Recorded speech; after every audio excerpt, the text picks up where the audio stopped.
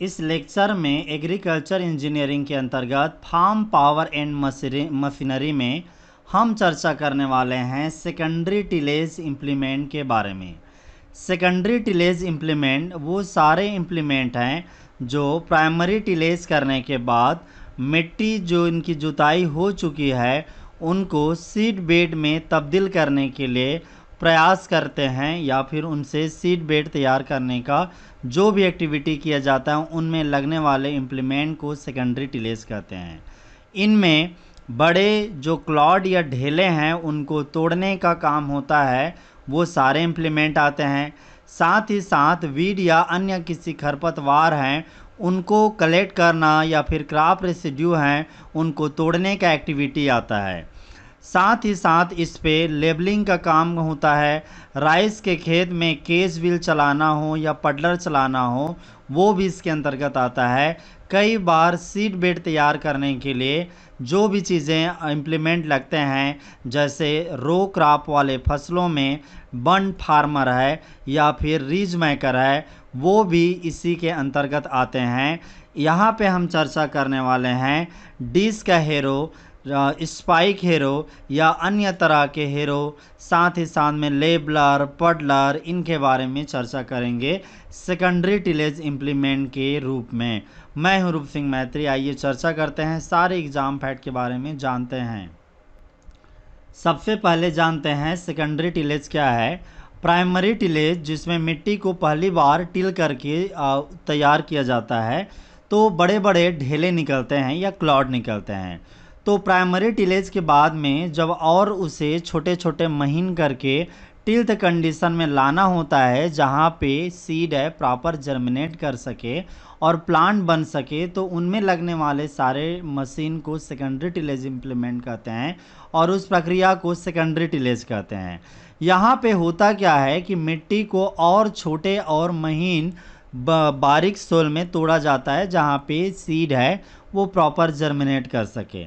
साथ ही साथ यहाँ पे मिट्टी को थोड़ी बदली जाती है और शिफ्ट मिट्टी है उसको थोड़े से और एक जगह से दूसरे जगह प्लेस किए जाते हैं। लेकिन इतनी ज़्यादा इनमें इन्वर्जन नहीं होता है और ना ही बहुत बड़े पैमाने पे शिफ्टिंग होती है।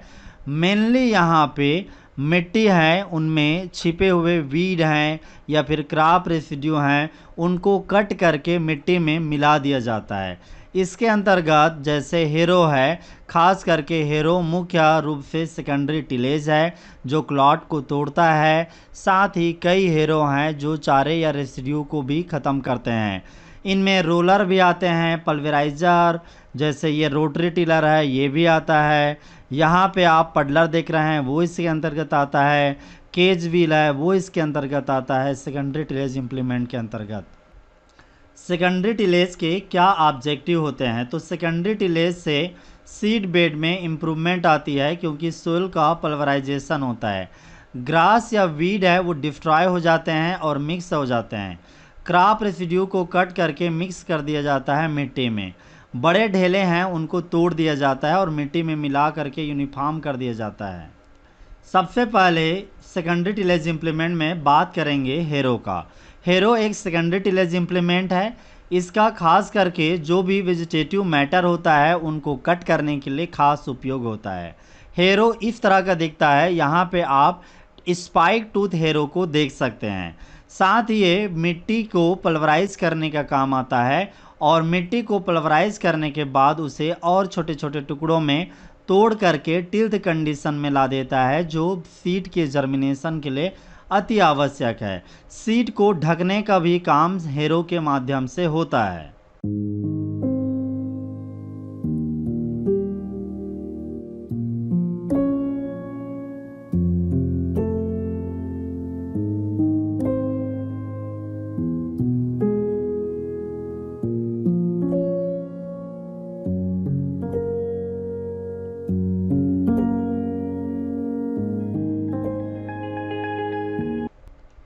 हेरो कई तरह के हो सकते हैं, जैसे डिस्क हेरो है, स्पाइक टूथ हेरो है, स्प्रिंग वाला हेरो है, या फिर रोटरी क्रॉस हेरो है, सोल सर्जियन, ट्रायंगुलर हेरो, एक्मी हेरो, ब्लैड हेरो, रेसिप्रोकेटिंग पावर हेरो, कई तरह के हेरो होते हैं, इनके बारे में चर्चा करते हैं।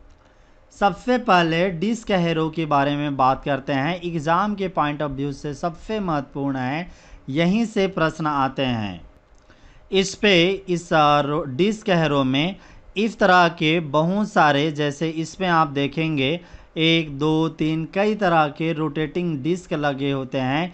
इन्हीं के माध्यम से हेरोइंग का काम होता है। हेरोइंग यानी कि क्लाट को छोटे छोटे टुकड़े में तोड़ देना। इस तरह के हेरो से या फिर डिस्क से जो भी वहाँ पे ग्रासेस या स्टॉक होते हैं उनको भी पूरी तरह से ख़त्म कर दिया जाता है, छोटे छोटे टुकड़ों में तोड़ दिया जाता है।